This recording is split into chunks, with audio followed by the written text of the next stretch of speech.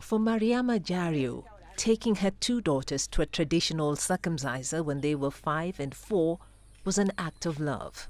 From the time of our great-grandparents, women who haven't undergone circumcision were excluded from social gatherings because it was believed that they needed to have this procedure.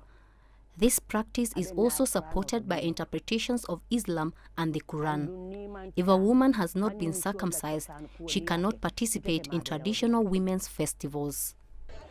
Gambia's former dictator, Yahya Jammeh, outlawed FGM over a decade ago, saying it was not required by Islam, the majority religion in the country.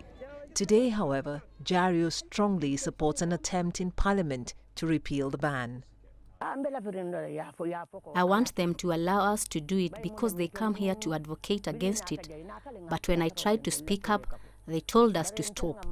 I told them that if we stop, the women will suffer because it is our culture, and our children will not learn about our traditions. If Parliament succeeds in repealing the ban, Gambia would be the first country in the world to make FGM legal after outlawing it. But others are opposed to repealing it.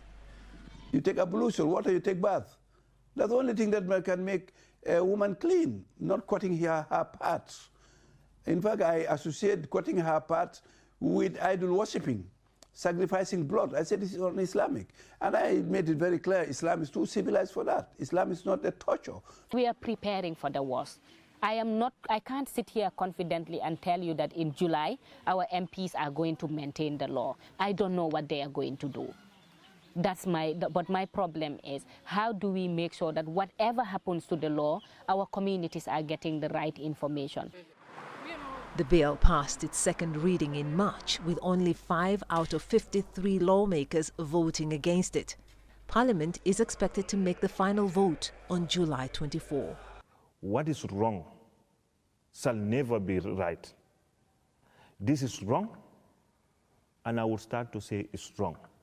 Even it is taking me to lose this seat, I was ready to resign and said, look, I will not be a part of a legislative that will tend to return my country in those old age. The latest government health survey carried in 2019-2020 indicates that almost 3/4 of women aged 15 to 49 have undergone the practice, 65% of them when they were younger than 5. The first conviction in 2023 of 3 women who were found guilty of cutting 8 infant girls came 80 years after the ban was introduced, sparking off the debate. Joy Kiruki Juma, CGTN.